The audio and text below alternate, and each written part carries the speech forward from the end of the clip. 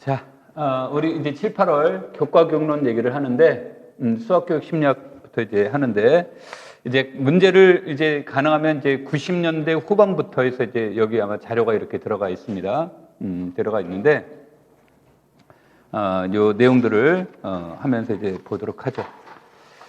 자, 먼저 이제 수업하면서 그 문제가 이제 전체가 한 페이지인 경우가 이렇게 좀 나오고 그래서 아마 조금 왔다 갔다 해야 되는 상황이 있는데 먼저 전체적인 내용을 가지고 얘기를 한 다음에 수업을 진행하도록 할게요.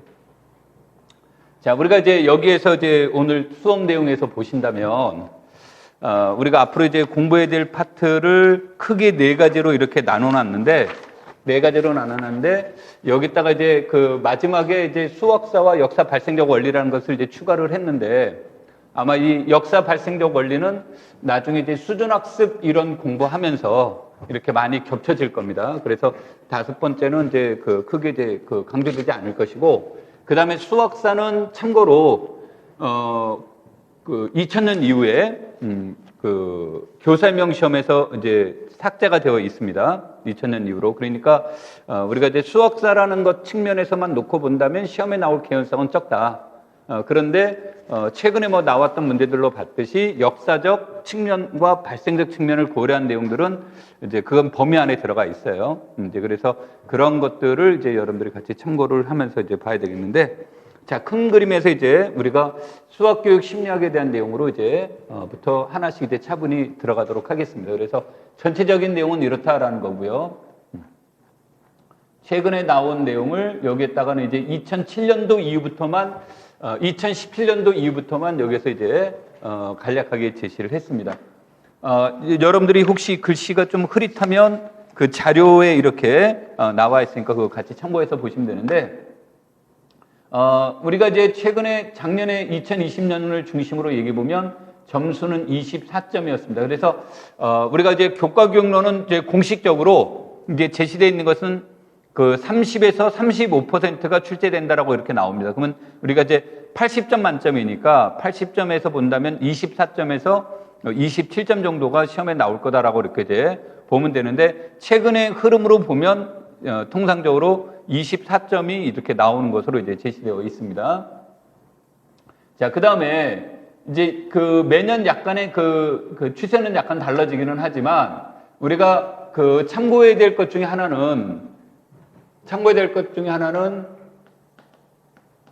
7차 교육과정에 관련된 내용인데, 물론 이제 7차 교육과정이 나온 다음에 이제 3번의 개정이 있었습니다. 그래서 2007 개정, 2009 개정, 2015 개정이 이렇게 이루어지면서 이제 가장 큰 틀은 7차 교육과정은 단기형 수준별 교육과정이었는데 단기형 수준별 교육과정이 이제 사라지고 이제 우리가 수준별 교육을 이제 강조하고 있죠. 그러면서 강조했던 것 중에 하나가 뭐냐면 수준별 교육에 맞는 교재를 연구를 해야 된다라고 하면서 3가지 기본 원리를 제시를 했습니다. 그 3가지 기본 원리가 뭐냐면 역사 발생적 원리, 그 다음에 2번째는 점진적 수학화의 원리, 그 다음에 3번째는 구성주의 원리. 이 3가지 원리를 기초해야 된다라고 나왔습니다. 그러면 이 3가지 원리 중에서 점진적 수학화의 원리나 역사 발생적 원리, 또는 이제 안내된 재발명의 원리로 이제 표현하기도 합니다. 역사 발생적 원리 같은 이 2가지를 보면 프로이덴탈의 이론과 이제 직접적으로 연결되어 있다는 사실을 알 수 있고요. 그 다음에 이제 구성주의 원리라고 하지만 내용적으로 보면 사회적 구성주의 원리에 더 가깝다, 이렇게 이제 볼 수가 있어요. 그래서 그런 것들을 이제 기초로 해서 보면 여기서 이제 시험 문제에서 나온 걸 보면 2017년도에 나왔던 내용들이 여기 한 면에 이제 드러나지 않는 2017, 2018, 2019, 2020입니다. 여기서 보시면 프로이덴탈의 국서적 조직화, 2018년도에 수학화 이론, 그 다음에 2020년도에 수학화, 이렇게 이제 수학화에 관련된 프로이덴탈에 관련된 내용들이 이제 우리가 이제 많이 출전되고 있다는 것을 알 수 있고, 조금 더 넓게 넘어가서 보면 어떤 것들로 이제 우리가 볼 수가 있냐면 조금 더 이제 넓게 해석을 하면 사회적 구성주의, 구성주의 원리, 그 다음에 준경험주의, 그 다음에 사회적 구성주의,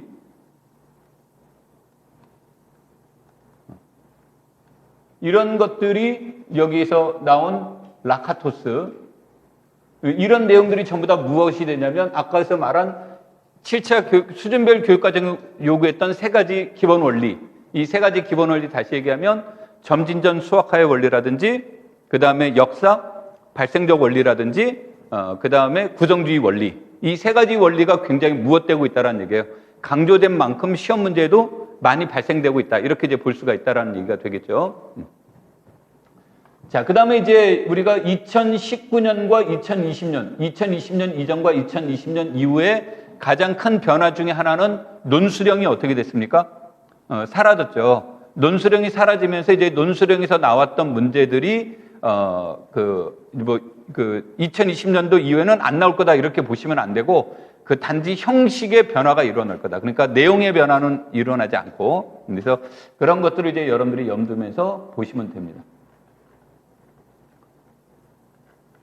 자, 그러면 이제 우리가 본격적으로 수학교육 심리학부터 내용을 이제 보도록 하면, 자, 오늘은 이제 여러분한테 수학교육 심리학 중에 피아제, 브루너, DNS의 이론을 중심으로 이제 여기서 제시를 했는데, 좀 여기서 시간을 가지고 수학교육 심리학에 대해서 이제 알아보도록 하겠습니다. 우리가 이제 수학교육 심리학의 대표적인 사람은 누가 뭐래도 누가 되겠습니까? 누가 뭐래도 강조해야 될 사람은 이제 피아제에 해당이 되겠죠. 그래서 피아제에 해당이 되는데, 피아제 하면 이제 우리가 떠오를 수 있는 것은 이제 몇 가지 이론들이 있습니다. 몇 가지 이론들이 있는데, 우리가 피아제가 주장한 첫 번째 내용들 중에 하나는 뭐냐면, 피아제의 주요 관심사는 학문의 역사적 발생 메커니즘과 아동의 심리적 발생 메커니즘 사이에 관심을 가졌죠.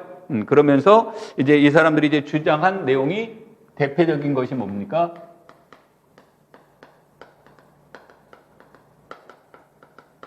인지 발달 단계, 피아제하면 떠오르는 사실은 이제 사실적인 주장은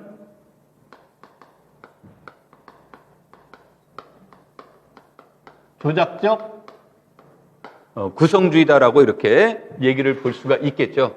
자, 우리가 이 조작적 구성주의에서 조작이라는 단어의 의미는 우리가 이제 말로 얘기하면 조작이라는 말은 내면화된 가역적 사고를 얘기하는 거죠. 내면화된 가역적 사고를 얘기를 하는 거기 때문에 인지발달 이론도 여기에 기초해서 어떻게 됩니까? 조작이 발생되기 전과 조작이 발생되긴 후로 크게 나눌 수 있다가 되겠죠. 그래서 인지발달 이론에서 이제 조작이 발생되기 전을 우리는 감각운동기, 그 다음에 전조작기, 그 다음에 조작이 발생된 이후에는 구체적 조작기와 형식적 조작기 등 4개 단계로 나누죠. 그래서 이제 우리는 수학이라는 것에 대한 것으로 이제 초점을 둔다면, 수학에 대한 어떤 개념이 형성될 수 있는 것은 언제 이후로 보는 거예요? 구체적 조작기로 이제 보는 건데, 물론 이제 피아제가 말한 연령과 이것은 일치하지 않기 때문에, 여기서 내가 이제 책에서는 연령을 이제 보통 이제 제시를 하고 있는데, 나는 수업 시간에 연령 제시는 하지 않겠습니다. 그래서 구체적 조작기, 그 다음에 무엇으로 아까 이루어졌다고 그랬습니까? 형식적 조작기로 이렇게 이제 구분될 수 있다. 그렇죠? 그래서 수학을 도입할 수 있는 것은 이제 구체적 조작기인데, 이때 나타나는 것은 둘 다의 공통점은 무엇에 대한 것을 가지고 있다야. 조작적 사고가 가능하다라는 얘기가 되겠죠. 조작적 사고가 가능한데, 이때는 구체물을 통해서 조작하는 시기라고 한다면, 여기서는 무엇을 통해서 형식적, 이제 이름에서 나타나는 특징으로만 놓고 본다면, 그래서 이런 형태가 되는데, 보통 여기에 이제 가장 큰 것을 무엇으로 표현하냐면,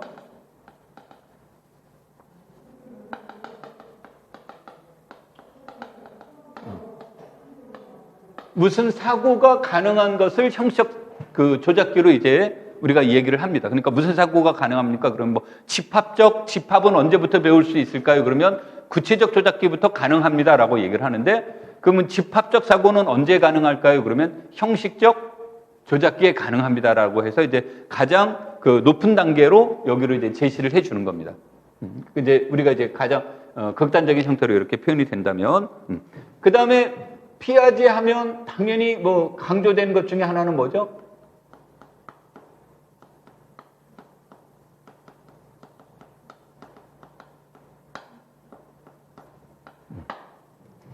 피아제 이론하면 대표적으로 떠오르는 것이 뭡니까? 균형 이론이죠? 그래서 우리가 피아제 이론의 이제 대표적인 것은 균형 이론인데, 균형 이론의 이제 우리가 핵심적인 언어는 뭐예요?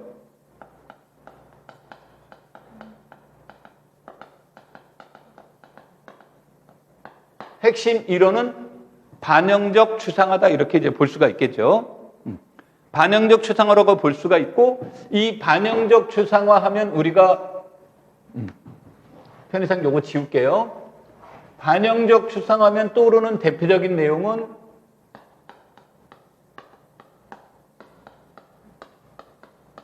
반사와 반성의 단계로 이제 나눌 수 있고, 반사는 다시 무엇이 됩니까? 내면화를 통해서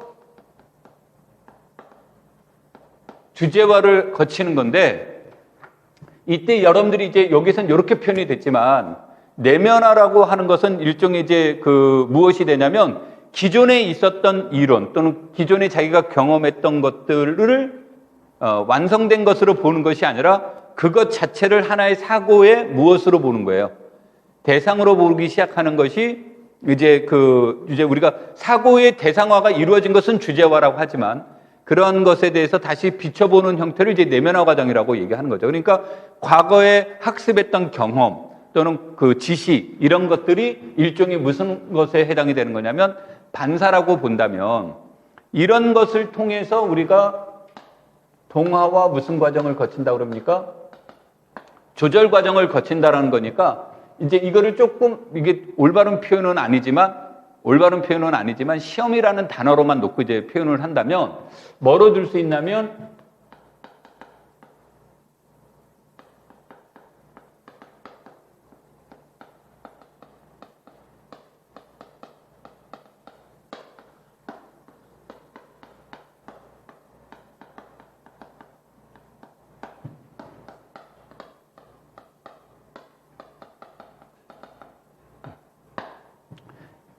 내가 가지고 있던 기존의 지식으로부터 완전 동떨어진 개념보다는 기존의 지식으로부터 새로운 지식을 얻어내 나가는 과정을 일종의 뭐로 볼 수 있다? 반영적 추상화의 과정 또는 균형 이론으로 볼 수도 있는 거고, 또는 기존에 가지고 있던 관점으로부터 새로운 관점으로 넘어가는 과정을 일종의 그것도 뭐로 볼 수 있다? 반영적 추상화에 대한 개념으로 해석할 수 있다는 뜻이 돼요.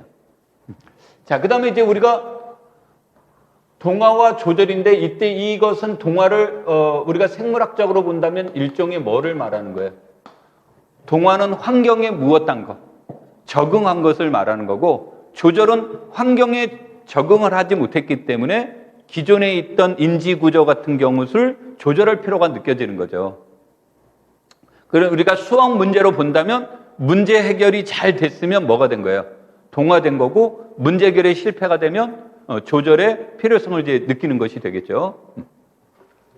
자, 그래서 우리가 이제 피아제 이론 그러면 여러 가지들이 나올 수 있지만 대표적인 내용들이 이제 이런 것들을 기초로 하고 있다, 이렇게 이제 볼 수 있는 거고, 그 다음에 이제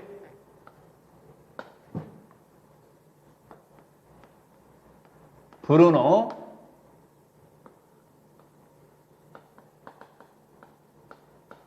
DNS는 이름을 읽는 방법이 너무 다양해서 뭐 시험에 딘즈라고도 나오고, 나같이 이제 DNS라고 읽는 사람들도 있고 다이너스라고도 이렇게 이제 읽기도 하고, 하여튼간 그렇습니다. 굉장히 다양한데, 이제 브루노 딘즈 하면 이걸 내가 이제 나는 이제 강의 노트에 이 사람을 묶어버렸는데, 그래서 내 노트에는 이제 묶인 걸로 나와 있는데 칠판에는 이렇게 분리시켜 놨습니다.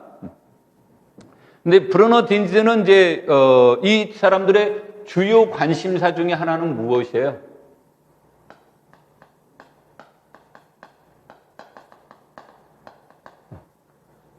구조주의 수학이에요. 구조주의 수학인데 이게 구조주의라는 말로 표현하는 것이 맞으려나 표현이 이게 구조주의라고 하면 나중에 이 구조주의의 대표적인 사람은 다른 데서 또 브루바키라는 표현이 나와서 오해의 소지가 있으니까 이름을 바꿀게요. 구조주의라는 표현은 좀 적절한 언어가 아닌 것 같고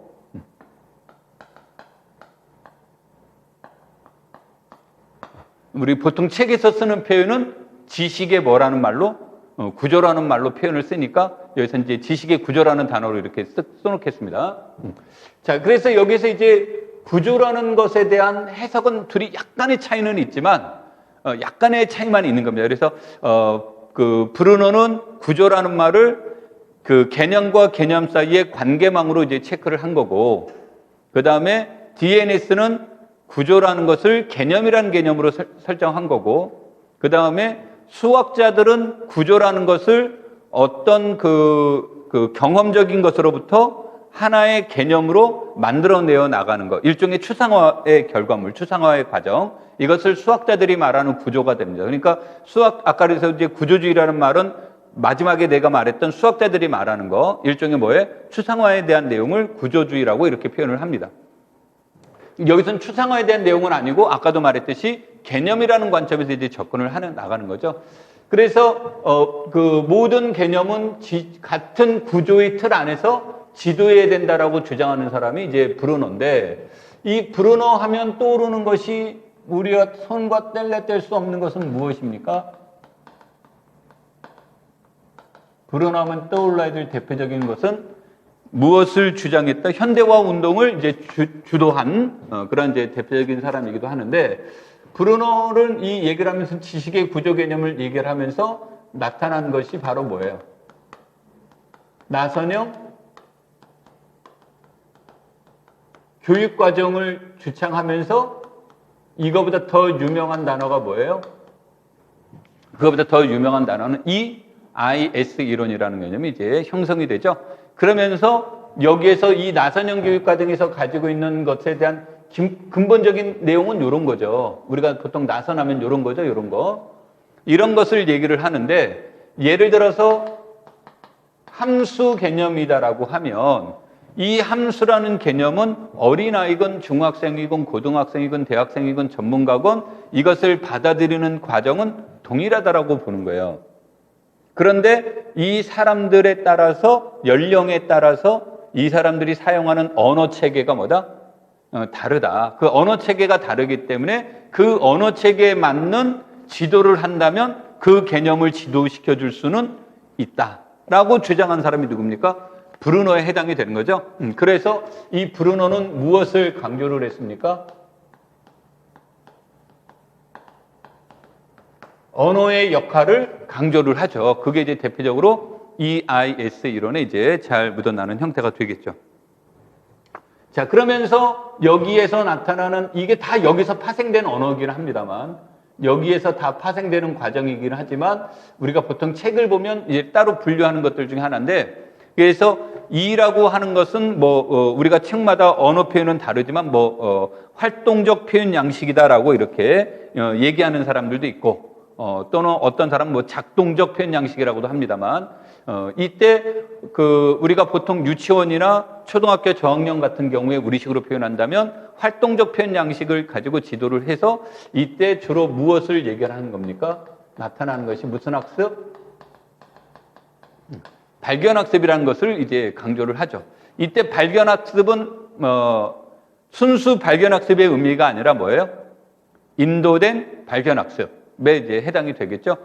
그래서 이런 것들이 이제 선풍적인 인기를 이제 끌게 됩니다. 선풍적인 인기를 끌게 되는데, 이것에 대한 선풍적인 인기를 끌면서 이제 이것에 대해 이제 비판적 시각을 가지고 있는 사람들이 이제 등장하게 되죠. 이제 뒤에 가서 오스웰 같은 경우가 거기에 해당되는데, 그때 이제 다시 얘기를 하도록 하겠습니다. 그러면서 이제 이 발견학습 형태들이 나오는데, 아까도 얘기했듯이 지식의 구조, 이걸 조금 다른 말로 하면 나선형 교육과정에 대한 내용을 얘기를 한다면, 이것을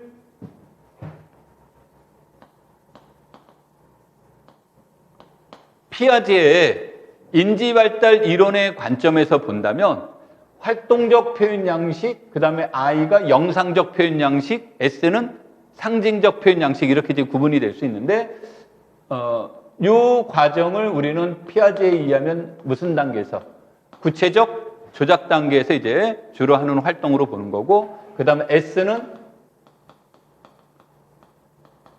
형식적 조작기에 이제 조작 단계에서 작동하는 형태가 되더라라고 이렇게 이제 우리가 보통 표현을 하죠. 자, 그 다음에 DNS를 이제 얘기를 보면 DNS는 우리가 뭐 시험에 나온 용어를 중심으로 해서 본다면 크게 두 가지를 볼 수가 있죠. 놀이를 통한 학습 이런 것과 그 다음에 우리는 DNS의 대표적인 것이 뭐예요? 학습 원리인데 이 학습 원리를 주장하는 표현은 책마다 세 가지냐 네 가지냐로 구분을 합니다. 세 가지냐 네 가지냐로 분류는 하는데 오늘 수업은 신론에서 나오는 내용을 중심으로 얘기를 하도록 하겠습니다.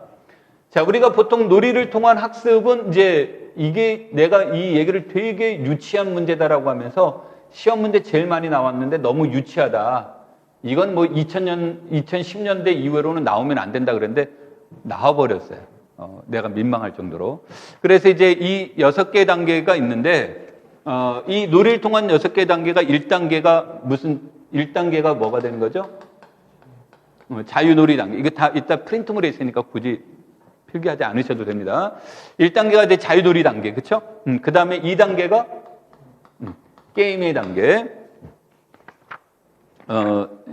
프린트물로는 11페이지 아마 자료가 나가 있을 테니까 그냥 요 수업만 들으라는 얘기로 지금 얘기하는 겁니다. 그래서 이제 그 게임의 단계. 그 다음에 이제 3단계가 공통성 탐구의 단계. 네 번째가 표현의 단계, 그렇죠? 5번째가 기호화의 단계, 6번째가 형식화의 단계로 이렇게 이제 체크를 하는 거죠. 자, 그래서 이제 이 내용이 이제 얘기가 되고 이따가 지금 요거 말한 것들을 구분하는 게 중요합니다. 그래서 이제 구분에 관련된 내용은 좀 이따 다시 하도록 하고요. 자, 학습 원리를 보면 우리는 이제 DNS는 4가지 학습 원리라고 이제 얘기 쓰는 책들도 있는데 신론에서도 물론 4가지라고 나옵니다만 이 4가지 학습 것 중에서 어떤 것들이 나오냐면 첫 번째 내용이 뭐가 됩니까? 우리가 학습의 역동적 원리. 그 다음에 구성주의 원리. 그 다음에 3가지로 얘기할 때 다양성의 원리. 그런데 신론은 다양성의 원리를 다시 이제 구분해서 4가지로 썼습니다만 다양성의 원리에는 우리가 수학적 다양성과 지각적 다양성의 원리로 이렇게 이제 얘기가 될 수 있겠죠. 그래서 이런 것들을 이제 중심으로 우리가 이제 DNS에 대한 이름을 보는데 나중에 이제 이 브루너는 아까도 얘기했듯이 이런 것의 언어의 역할을 얘기를 하면서 브루너가 강조한 것은 브루너는 수학을 무엇으로 인식했어요?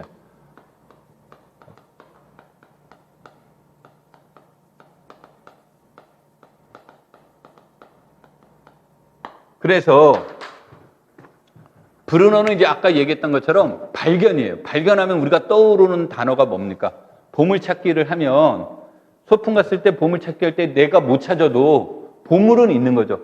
찾건 못 찾든 간에 관계없이 무엇은 분명히 있다? 보물은 있는 거다라는 거죠. 그래서 이제 우리가 그 보물을 발견하듯이 하는 거고 그러니까 내가 알고 있건 내가 경험했건 하지 않건 간에 이미 수학은 뭐다? 완성돼 기존에 있는 것이다라는 거죠. 있는 것인데 그것을 이제 발견하는 입장으로 이제 접근해 나가는 겁니다. 그래서 근본적인 이제 철학이 조금 다르죠. 자, 그 다음에 이제 우리가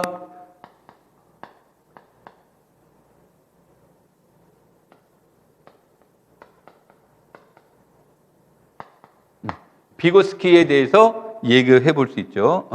스펠링이 조금 비고츠키에 대한 내용이 이제 얘기가 되는데, 이 비고츠키는, 이제 우리가 구성주의 원리에서 본다면 사회적 구성주의에 가깝습니다. 사회적 구성주의로 이제, 얘기가 되는데, 비고츠키의 대표적인 이론은 뭐가 될 수 있어요? 근접 발달 영역. 그렇죠? 그래서 뭐 영어 약자를 써서 GPD라는 표현을 이제 사용을 하는 건데, 이 비고츠키에 대한 내용들은 무엇을 얘기를 하는 거냐면, 우리가 영역을 뭐냐면 실제적 발달 수준, 그 다음에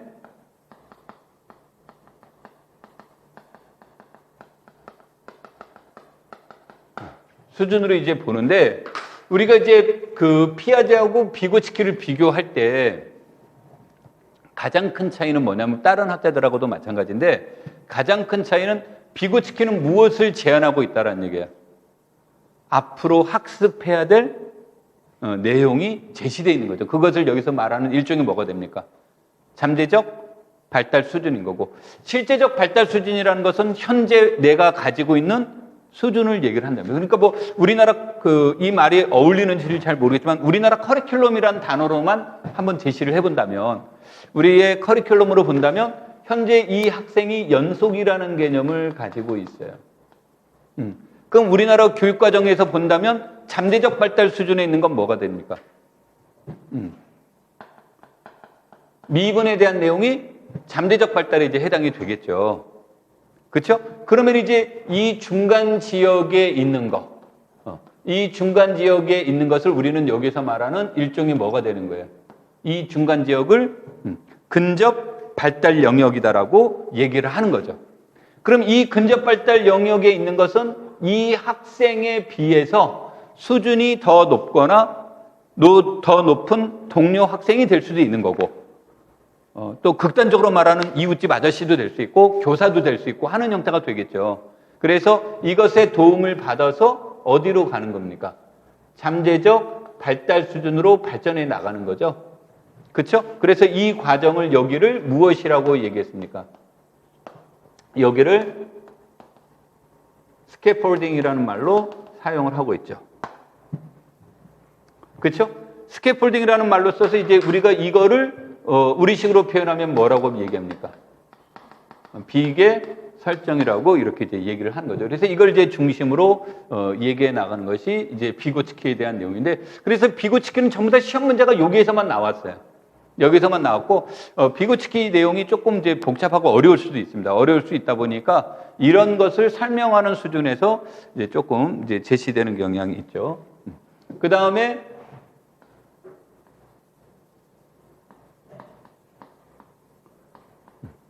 스캠프에 대한 내용을 보시면, 스캠프는 그 피아제의 반영적 추상화에 상당한 영향을 받았다라고 합니다. 영향을 받았다고 하는데 철학적으로 같다라고 볼 수는 없습니다. 심리학적으로 같은 계파라고 할 수는 없지만, 여하튼 피아제의 이제 반영적 추상에 대한 영향을 많이 받으면서 이 사람이 이제 주장한 것이 뭐예요? 스키마, 러닝, 학습 이론을 이제 들고 나오는 거죠. 그래서 이런 것들을 이제 얘기를 하면서 우리가 이제 스캠프 하면 크게 두 가지로 이제 분류될 수가 있죠. 지능이라는 측면과 무엇에 대한 측면으로. 지능이라는 측면과 이해라는 측면 두 가지로 이제 볼 수가 있다죠. 그래서 이제 지능에는 크게 두 가지로 봤죠. 뭐가 됩니까? 하위 개념의 직관적 지능과 하위 개념의 직관적 지능과 상위 개념의 반영적 지능인데, 이게 내가 말을 좀 잘못한 것 같기도 해요. 하위 상위 개념은 아니고 이런 거죠. 우리가 어떤 게 입력이 됐어요. 입력이 되면 바로 무엇이 될 수 있냐면 출력이 돼서 나가는 경우가 있고, 입력이 됐으면 어떠한 과정을 거쳐서 다시 출력이 되는 과정이 이렇게 주어진다야. 그러면은 얘는 입력과 출력만 나오는 거죠. 그래서 우리가 이제 극단적으로 얘기하면은 이칠은 그랬더니 아니 이제 함수의 연속하고 물어봤을 때 y는 fx가 x제곱 마이너스 3x 플러스 1 이렇게 이제 주어졌다라고 할 때 누군가가 리미트 x가 1로 갈 때 fx의 극한값은 그랬다면 얘네들은 마이너스 1이요라는 답을 얻어냈다라고 하자야. 그래서 얘가 입력이 돼서 출력이 이렇게 나왔어요. 그런데 이렇게 출력이 되는 과정이 나오는데 누군가가 왜 이런 과정이 나왔어? 왜 답이 이거야? 라고 얘기를 하면 그냥 대입시키면 되는 거예요. 라고 얘기를 한다면 우린 직관적 지능만 이루어졌다라고 하는 거예요. 그 다음에 여기에서 여기로 넘어가는 과정은 이 함수는 다항함수이고 다항함수는 연속이고 연속에서는 극한값하고 함수값이 같기 때문에 여기에서 이것의 극한을 구하라는 얘기는 1에서의 함수값을 구하는 문제와 같아서 이런 결과가 나왔습니다라는 과정을 설명을 한 거죠. 이랬을 때는 우리가 무엇에 대한 내용이요? 반영적 지능이라고 얘기를 하는 겁니다. 그러니까 여기에서 여기로 들어갈 때 우리가 이제 주로 구분의 기준을 무슨 활동이 있었다느냐는 것에다가 초점을 둬요. 반성적 사고가 있었느냐라는 것에 이제 초점을 두기는 하는데 그래서 요거만 이루어지면 직관적 지능, 요게 이쪽 반석 과정을 거쳐서 반영적 지능 이렇게 이제 얘기를 합니다. 그러니까 합의상이라는 개념보다는 이제 1차적이냐, 2차적이냐 이런 것으로 번역하는 게 낫겠죠. 자, 그 다음에 이제 이 스캠프가 관심을 가진 것 중에 하나가 이런 것도 연결시켜서 이제 볼 수 있지만 우리가 이것에 대한 내용으로는 이해의 관점은 크게 이제 또 둘로 나눴죠. 이해가 무엇으로 이해했습니까? 도구적 이해와 관계적 이해로 이렇게 이제 표현이 됐죠. 그렇죠? 그러면서 이때 이제 우리가 관계적이라고 하는 것은 무엇을 얘기를 하는 겁니다. 우리 좋게 말하면 하나의 개념에 대한 원리, 하나에 대한 개념에 대한 원리나 법칙, 이유 이런 것들을 알고 이해하는 것을 우리는 관계적 이해라고 하는 거고 그런 과정 없이 이해한 것을 뭐라고 한다? 도구적 이해라고 하는 건데 그래서 이제 우리가 이제 잘못되면 뭐라고도 쓰냐면 얘는 좋은 거, 얘는 나쁜 거 이렇게도 볼 수는 있지만 꼭 그런 거라고 볼 수는 없는 거죠. 그래서 우리가 이제 이 도구적 이해라고 하는 것은 난 이름을 참 잘 지은 것 같아요. 그러니까 이것은 무엇을 말하냐면 우리가 학습의 목적이 무엇이라면 도구라면 학습의 목적이 도구라면 이것에 대한 도구적 이해만 해도 되는 거죠. 예를 들어서 물리 시간에 수학적 개념 미분법이 나왔어요. 그럼 물리 시간에 미분법이 나온 건 목적은 뭡니까? 물리인데 그것을 문제를 해결하는 도구로 뭐를 활용하려고 하는 겁니까? 미분법을 하려고 하는 거니까 우리가 미분법에 관련된 깊이 있는 과정을 이해해 줄 필요가 있느냐의 문제가 되겠죠. 그러니까 그런 경우에는 무엇으로 지도해 주면 돼요? 도구적으로 이제 지도해 주면 되는 거고 고등학교 1학년 학생들에게 허수를 복소수를 설명하려고 합니다. 근데 이 복소수에 대한 것은 실제적으로 우리 일상생활에서 뭐가 됩니까? 존재하지 않는 추상적인 개념이죠. 이것에 대한 설명을 깊게 해 나갈 수는 없다라는 거죠. 그래서 필요에 따라서 우리는 도구적으로 이용할 때는 도구적 이해가 된다. 그래서 이제 할 때 얘가 목적이 아니라 도구가 된다면 이 도구적 이해가 하나의 형태가 되는 거고 관계적 이해를 하면 좋은 점들은 뭐가 됩니까? 어떤 원리, 법칙, 이유 이런 것들을 충분히 아니까 새로운 환경에 잘 무엇하는 문제가 돼요. 새로운 환경에 잘 적응해 나갈 수 있다는 장점이 있다는 거죠. 그 다음에 두 번째로는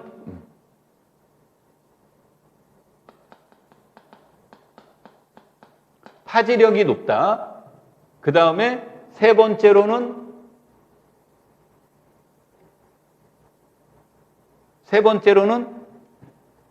어떤 것들이 되겠습니까? 이걸로 하게 되면 이제 이게 책에 있는 표현을 표현하면 질적으로 유기적이다라는 말을 쓰고 그 다음에 이것에 대한 또 다른 것 중에 하나는 관계적 이해라고 하는 것은 그 과정 자체가 관계적으로 이해하는 그 자체가 무엇일 수도 있다요?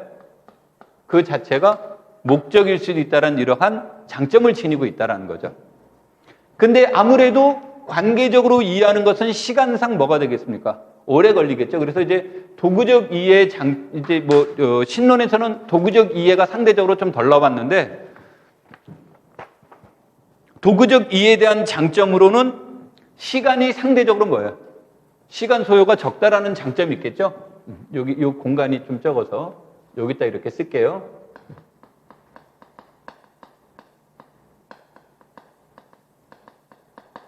시간 소요가 적다라는 것이 하나의 이제 그 장점도 될 수 있고, 그 다음에 도구적 이해에 대한 또 다른 장점은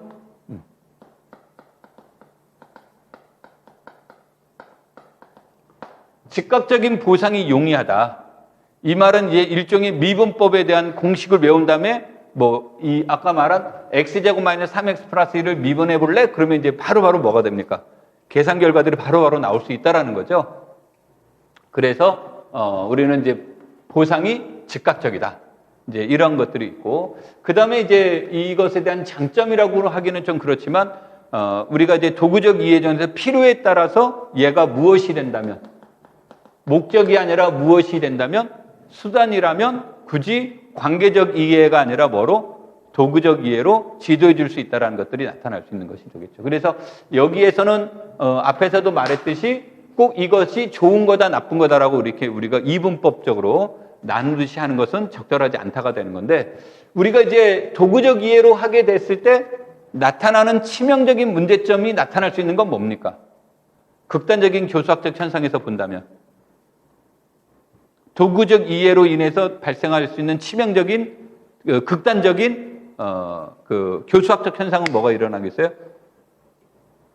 형식적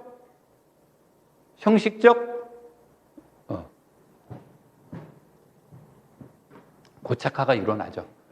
알고 있는데 지금 내가 알고 있는지 모르고 있는지 지금 맞춰보려고 하려고 한 거죠. 자, 여기에서 나타날 수 있는 여기 지금 공간이 없어서 여기다 또 하나 더 써야 돼서 여기에서 나타날 수 있는 극단적인 교수학적 현상은 무엇으로 볼 수 있다? 어떤 현상이 일어날 수 있다? 형식적 고착화가 이루어질 수 있죠. 근데 물론 도구적 이해라는 말은 이것이 잘 안 돼요. 그러니까 공식을 외웠어요. 막 공식을 외웠는데 새로운 그 유사한 문제를 딱 내주게 되면 이런 학생들이 주로 문제를 못 풀죠. 그러니까 새로운 환경에 적응이 잘 안 되고, 그 다음에 여기에다가 이제 하나를 덜 썼는데 기억이라는 단어로만 써놓겠습니다. 그러니까 이제 이거 책에 따라서는 뭐라고 썼냐면 관계적 이해를 하면 기억하기 쉽다. 이렇게 쓰는 책들도 있지만 대체로 기억이 오래 간다. 그래서 이제 지속력이 강하다. 이런 말로도 이제 사용을 하는 거죠. 도구적 이해는 주로 뭡니까? 금방금방 이제 잊어버릴 수 있는 이제 지속력이 약화되겠죠. 그 다음에 이제 질적으로 유기적이라는 말은 상호 유기적인 관계가 관계적으로 하면 이 유기적인 관계가 굉장히 잘 유기적으로 이루어지게 되는데, 도구적인 것은 일종의 뭐가 될 가능성이 높아요. 단절된 가능성이 이제 높은 것이 이제 도구적 이해에 대한 내용이 되겠죠. 그래서 이런 것이 이제 우리가 스캠프의 핵심 내용이고, 내가 지금 칠판에 이렇게 쓰는 내용들은 나는 지금 이게 한 페이지에 들어올 거라고 생각하고 이걸 그림을 그리기 시작했는데 됐고, 그 다음에 이제 여기에다가 나오는 것이 우리가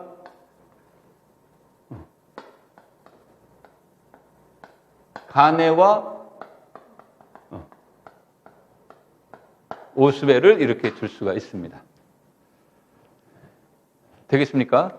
그래서 이제 지금 내가 칠판에 그리는 이 그림에 대한 내용들은 주로 우리가 수학교육학 신론에서 나와 있는 내용들을 중심으로 내가 얘기하는 거고, 없는 내용은 이제 조금씩 보충하면서 얘기하고 있는 겁니다.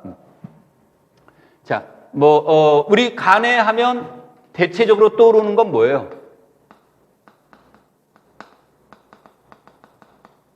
간해하면 떠오르는 건 뭐예요?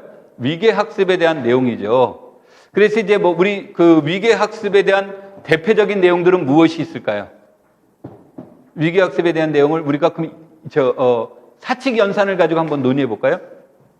사칙연산을 가지고 논의한다면 맨 처음에 우리가 이제 초등학교에서 배우는 것부터 한번 쫙 머릿속에 떠오르 보죠. 내가 무엇을 기준으로 얘기해 보자고 그랬습니까? 사칙연산을 기준으로요. 그럼 초등학교 때부터 쭉 내온 걸 보면 자연수의 맨 처음에 뭐가 나와요? 자연수의 덧셈, 자연수의 곱셈, 자연수의 뺄셈. 물론 나눗셈은 안 나옵니다. 하여튼 이런 걸 중심으로 나오죠. 그 다음에 이제 뭐가 나오냐면 분수의 덧셈, 뭐 이런 분수 개념이 나오고, 그 다음에 정수의 덧셈, 뺄셈, 곱셈, 뭐 아주 스페셜한 나눗셈, 이런 문제들이 이제 얘기가 되겠죠. 그 다음에 이제 뭐가 됩니까? 유리수체. 이제 유리수부터는 나눗셈에서 무엇에 대한 것을만 제외하면, 분모가 나눠지는 것이 0만 아니라고 한다면 문제되지 않는 거죠. 그래서 이제 유리수체, 그 다음에 뭐가 나옵니까? 실수체, 그 다음에 복소수체. 그리고 이제 이거는 이제 선택 과목에 대한 문제니까 이제 뭐라고 말해줄 수는 없지만, 그 선택 과목이니까 뭐 이게 조금 될 수 있지만, 행렬의 덧셈, 곱셈, 뺄셈. 나눗셈 얘기는 못하고 이제 행렬의 역행렬 문제를 이제 제시가 되지만, 그 다음에 이제 또 뭐가 됩니까? 벡터의 합, 차. 거기에는 벡터들의 곱셈, 나눗셈은 논의지 못해주니까 스칼라 곱셈 얘기는 나오겠지만, 그렇죠? 이런 것들로 발전된다라는 거죠. 그러니까 이런 것들이 일종의 그냥 막 정리해 놓는 게 아니라 이것들에 대한 무엇으로? 위계적 관계로 제시를 학습해야 된다. 그러면서 경험이 누적되면서 지식도 늘어난다는 입장이 간의 주장이 되는데, 내가 이제 뭐 농담으로 이름 때문에 시험에 안 나옵니다라고 얘기를 합니다. 분위기가 너무 좋아. 이름이 간에 떠나가네 뭐 이렇게 노래 불러가지고. 자, 다시 이제 이런 형태가 되고, 그 다음에 웃으려면 버스 타고 전철 타다가 웃지 말고 지금 웃어야 돼. 이상한 사람 되니까. 자, 다시. 오스벨 하면 떠오르는 사람이 있어요. 오스벨 하면 떠오르는 사람이 누가 있을까요? 오스벨 떠오르는 사람, 반대적 관점으로 떠오르는 사람? 브루너가 떠올라야 되죠. 그러니까 아까 이제 브루너 하면 무슨 학습, 발견, 학습에 대한 내용을 얘기를 하면서, 이때 이제 아까 여기서 대유행이 이제 일어나는 거예요. 발견학습이 대유행이 일어나다 보니까 많은 사람들이 이제 학교의 설명식 수업과 발견학습, 그러면 설명식 수업은 나쁜 거, 발견학습은 좋은 거, 이런 식으로 이분법적인 형태가 막 나타나게 됩니다. 그러면서 이제 설명식 학습을 강조한 대표적인 사람이 누구냐면 오스벨이에요. 그러면서 오스벨이 발견학습은 좋은 거고 설명식 학습은 나쁜 거냐? 그건 아니지 않냐? 그러면서 가지고 나온 것은 어떤 학습을 했느냐가 아니라 의미 충실하냐 아니냐, 그러면서 이제 의미 충실한 학습을 유의미 학습이라고 하죠. 그래서 의미 충실한 학습을 이제 주장하게 됩니다. 자, 그러면은 이 유의미 학습을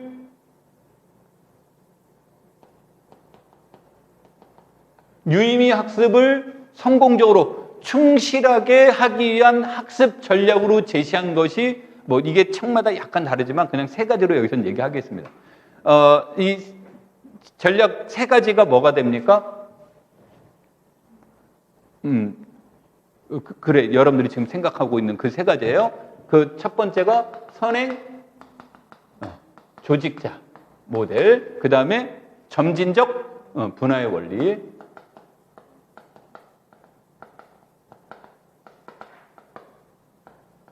그 다음에 통합 조정의 원리.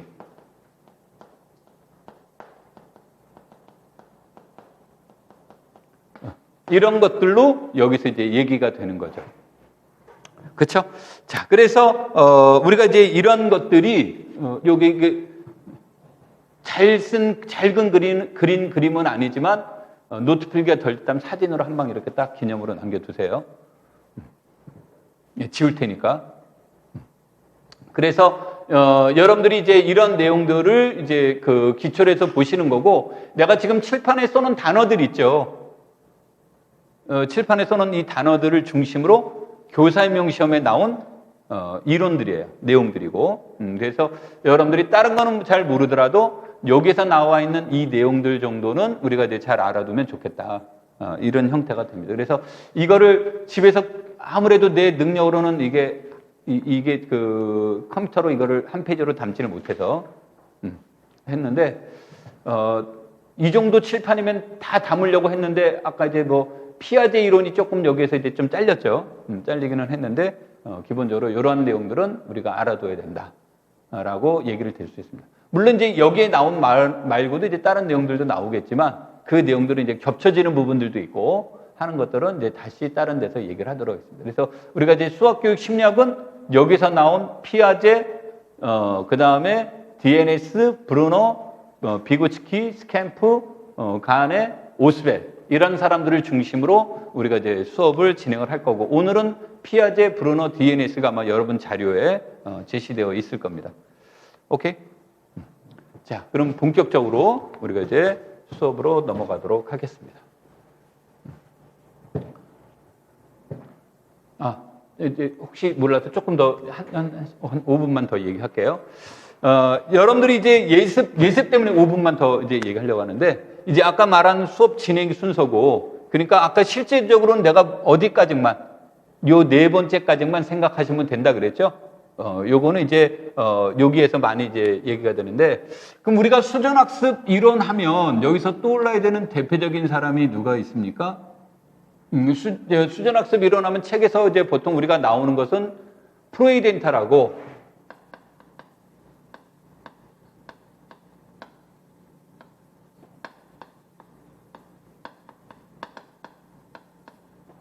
바닐레가 이제 대표적으로 떠오릅니다. 프로이덴탈하고 바닐레가 떠오르지만, 수전학습 이론하면 여러분들이 이제 이 내용에서 그 고려해야 될 것 중에 하나가 이제 상황 문제 이런 것들과 다 같이 얘기가 되어야 돼요. 그래서 이 내용 안에서는 수전학습 이론 얘기를 할 때는 브루소우도 같이 여러분들이 공부하시면서 이제 체크를 해볼 필요가 있고요. 그 다음에 여기서 내가 지금 빼먹은 게 하나가 있는데, 이거 빼먹은 게 있는데, 제일 중요한 거 빼먹었습니다. 문제 해결. 제일 중요한데 빼먹었어요. 이제 빼먹을 게 따로 이거를 빼먹었습니다. 왜냐하면 기출문제 볼 때마다 폴리아 문제가 뭐 매번 나와서 근데 이제 이런 것이 되고, 그 다음에 수리 철학하면은 우리 이제 수리 철학은 크게 둘로 나눌 수 있다죠. 우리가 원래 이제 수리 철학하면 그 넓은 의미로 얘기를 하면 누구부터 얘기가 나와야 됩니까? 수리 철학 하면 떠올라야 될 대표적인 인물은 유클리드 얘기가 나와야 되고, 조금 더 디테일하게 들어가면 유클리드의 제5공준 얘기로 나와야 되고, 그러면서 이제 이 제5공준에 대한 반례들이 이제 출현하게 되죠. 그렇죠? 그 반례들이 출현하게 되는데, 거기에 있는 이제 중심적인, 원래 이제 결과론적으로 본다면 중심적인 인물들은 볼리아이라든지 그 다음에 뭐 가우스라든지 로바체프스키라든지 그 다음에 리만이라든지 다 들어봤죠? 하여튼 이 네 사람 중에 한국 사람은 없습니다. 이 사람들이 이제 그래서 아까 말한 볼리아이라든지 로바체프스키라든지 가우스라든지 이런 사람들이 이제 주장한 것을 우리는 쌍곡 기하학이라고 이제 이름을 붙이는 거고, 리만의 타원 기하학이라는 것이 이제 얘기가 되는 거죠. 근데 이제 이러한 것들이 나오게 되면서 이제 사람들에 대한 무엇이 무너지기 시작했습니까? 유클리드의 제5공주는 진리일 거다. 수학은 진리다. 참이다. 라는 이 믿음이 흔들리기 시작을 하는 거죠.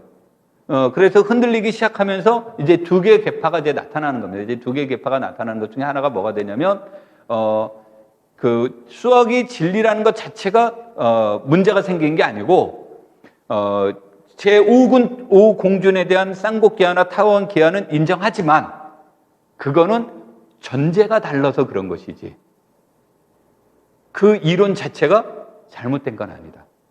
그러니까 우리 전제 조건이 다르면 결과도 어떻게 될 수 있는 거예요? 달라지는 거다라고 이제 얘기를 한 거죠. 그래서 수학은 여전히 뭐다? 진리다.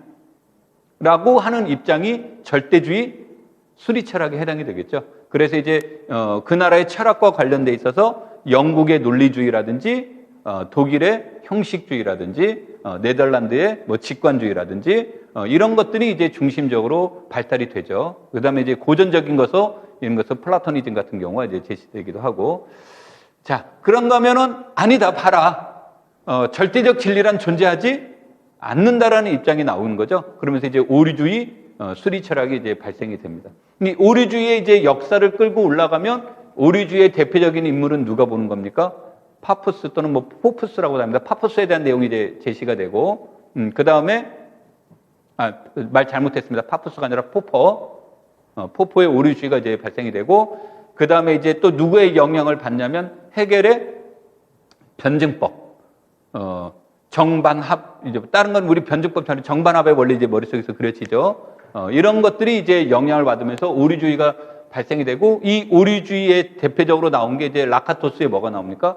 중경험주의가 나오는데, 라카토스의 중경험주의의 기본 원리, 포포의 오류주의, 헤겔의 변증법, 이것은 큰 틀은 맞지만 우리가 반에서 합으로 가는 헤겔의 변증법에서 반에서 합으로 가는 과정에 대한 비판적인 얘기가 나오기 시작합니다. 그러니까 라카토스의 비판적 얘기가 나오면서 그것에 대해서 수정 보완해야 된다라고 하면서 새롭게 대두되는 이론이 사회적 구성주의가 이제 대두가 되는 거죠. 그래서 그런 측면에서 우리가 여기를 이제 학습해야 될 필요가 있는 거고요. 이제 문제는 이제 폴리아의 문제결 과정이 뭐 절대적이지만 요즘 이제 그 강조되는 것 중에 하나가 두 가지가 뭐가 됩니까? 요즘 강조되는 것 중에 하나는 뭐가 되죠? 문제 제기가 강조가 되고 있죠. 문제 제기에 대한 강조가 있고, 또 하나는 뭡니까? 또 하나는 상황으로부터 상황을 해결하는 과정을 통해서 수학적 지식을 얻어야 된다, 획득해야 된다라고 하는 주장이 있죠. 어떤 먼저 상황이 벌어지고 그 상황을 해결하는 과정 안에서 새로운 지식을 습득하고 구성하는 과정을 강조해야 된다는 것이 일명 우리가 말하는 상황 문제 또는 문제 상황이라고 얘기를 하는 거죠. 그러면서 이제 문제가 굉장히 다양하죠. 그래서 뭐 열린 문제, 그 다음에 개방형 문제, 이런 문제들이 이제 발생이 되면서 또 때에 따라서는 좋은 문제, 나쁜 문제 이런 식으로도 표현되지만 그런 것들이 이제 발달하게 됩니다. 그래서 그런 것에 관련된 내용이 우리가 수리 철학 다음에 여기에서 이제 얘기를 할 거고, 그 다음에 이제 여기서 그 교재 연구라고 쓴 내용은 말이 이제 교재 연구라고 썼는데, 이 교재 연구는 무엇에 관련된 것이라고 이제 보시면 되냐면, 우리나라 이제 교육과정 있죠? 교육과정 안에서 이제 그 교육과정에 따른 관련된 내용들을 중심으로 제시한 것이 이제 교재 연구다라고 이제 보시면 됩니다. 그래서 교재 연구라는 것으로 내용 나왔는데, 이 교재 연구를 왜 맨 마지막에 하냐면, 마음 같아서는 맨 처음에 하고 싶은데, 이 교재 연구는 심리학, 철학, 문제 해결, 역사 발생, 어떤 것과도 동떨어져서 나온 이론이 아니라는 거예요. 전부 다 뭐가 된다? 연계되어 있습니다. 그래서 단편적인 문제일 수도 있지만 연계된 이론들이 많습니다. 그래서 여러분들이 그런 것에 대해서 이제 이것을 교재 연구를 하게 될 거고, 그 다음에 이제 중간중간에 내가 지금 말하지 않은 내용들도 일부 있습니다. APOS 이론이라든지, 이런 그 몇 가지 이제 내용들이 있기는 한데, 그 내용은 그 문제에 맞게끔 하면서 이제 보완적으로 설명을 할 거예요. 내가 이제 이 얘기는 큰 커리큘럼을 얘기한 건 여러분들이 이제 그 공부를 하실 때 방금 말한 것들을 중심으로 이제 그 책을 한번 읽어갖고 오시면 되고, 기본적인 배경 설명은 내가 신론을 중심으로 설명을 할 겁니다. 신론을 중심으로 설명을 하는데, 신론에서 보완하지 못한 문제들을 이제 보충적으로 이제 같이 얘기를 하도록 할 겁니다. 오케이? 자, OT가 끝났으니까 조금만 쉬었다가 문제로 넘어가겠습니다.